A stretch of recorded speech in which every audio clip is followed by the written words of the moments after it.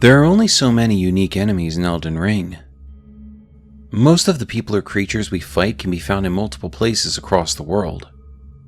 There are a number of named dragons, but you're likely to face multiple versions of the same battle. It seems unique enemies are mostly relegated to our most important fights. Even the demigods themselves are subject to being reused, as we can see from battling projections of Mohg and Morgoth, as well as fighting Godric the Grafted again in the form of his kin, Godfroy. All this to say, when we find an enemy that is wholly unique, it tends to be met with no small amount of fanfare, and you wouldn't expect to find someone like this in a simple jail. Except we do.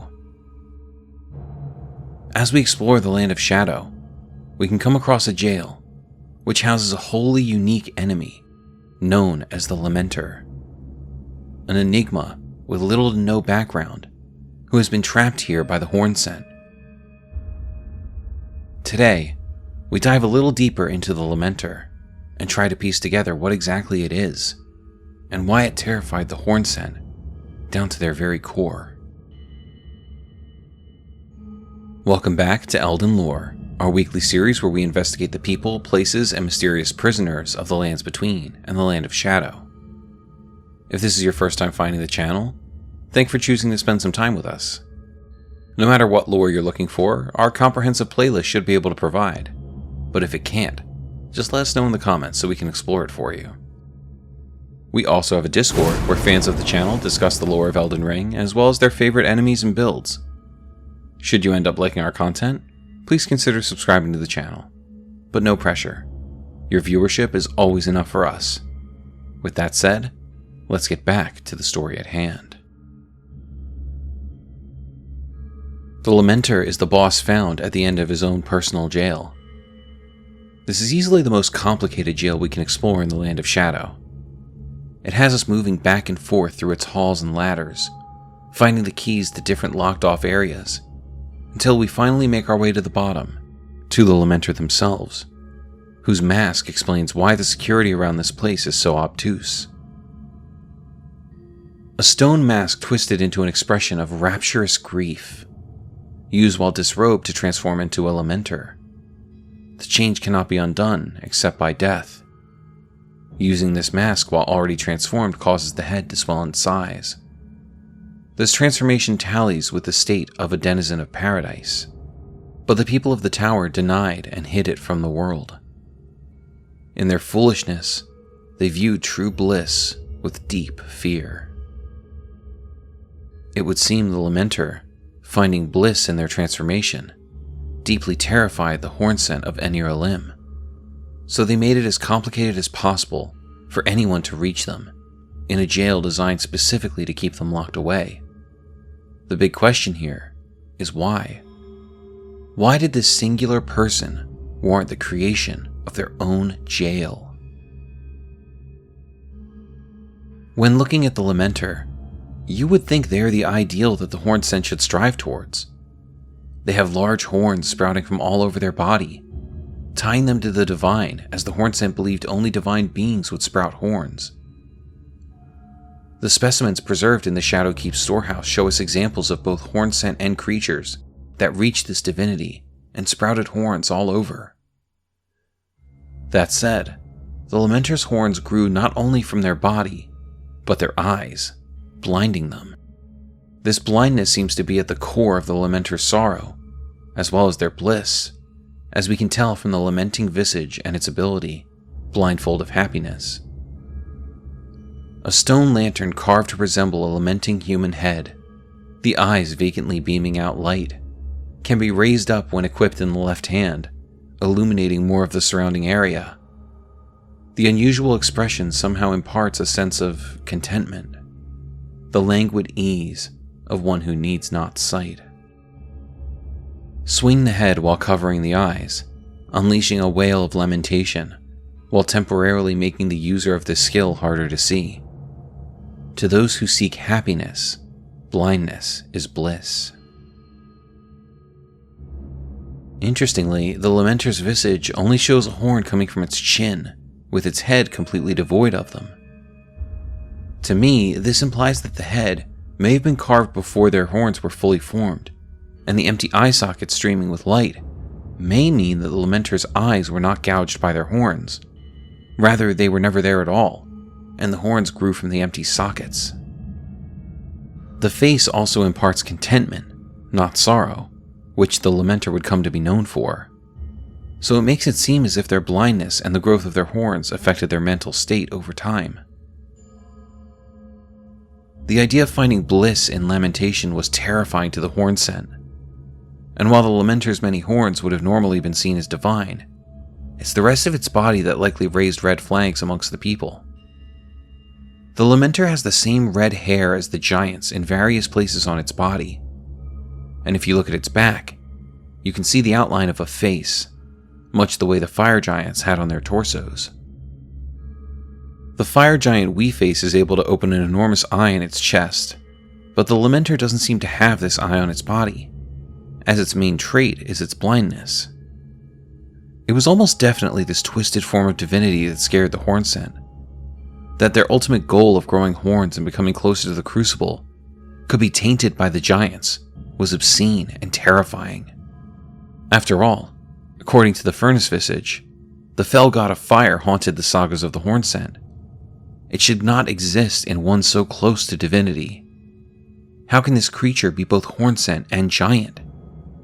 The answer can be found within a talisman, the talisman of all crucibles.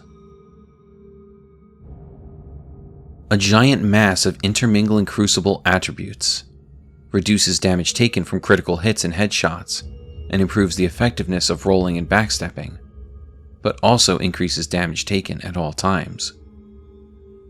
Rumored to have sprouted upon giants, and is known as the Mother of Crucibles in ancient tower lore. With the discovery of this talisman, we learn that the horns of the Crucible could also sprout from giants, possibly explaining the enormous hornsent found in the specimen storehouse of the Shadowkeep.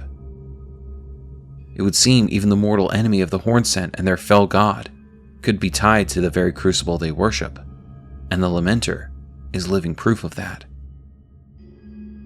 Through no fault of their own, the Lamenter came to be touched deeply by the Crucible, so much so that they acquired not only horns, but vestiges of the fell god of the giants. And it looks as if this contradiction to the beliefs of the Hornsent shook them to their core, and led to their imprisonment of the Lamenter. Perhaps that is why they weep in bliss. They understand a fundamental truth the rest of the Hornsent couldn't reach, and they were only able to do so due to the blindness that afflicts them. One of the aspects of the Lamenter that's hardest to explain is the black flames present when we transform into one ourselves. Typically, black flame would be associated with the Godskin Apostles rather than the fire giants. But I have a theory. The black flame we see when transforming into the Lamenter is its own separate entity. In this case, black flame is what we get when commingling red fire and the spiritual attacks of the Hornsent. When we fight the Lamenter, they can attack us with these black streams of power that could be construed as both flame and spirits, and they come from where their eyes should be. During the fight, this same flame is able to create copies of the Lamenter, much in the way Morgott and Mohg are able to create projections of themselves, a power those with horns seem to be capable of. In the case of the Lamenter, I believe these clones are like the echoes of their cries, the eternal weeping that surrounds you in their presence. There's one last item that can be associated with the Lamenter, and it's found within their jail.